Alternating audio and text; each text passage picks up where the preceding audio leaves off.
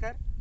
ఈరోజు చూసిన పాయింట్ వచ్చేసి చింతపల్లి, డిండి చింతపల్లి విలేజ్, ఒంగూరు మండల్, నగర్ కర్నూలు జిల్లా.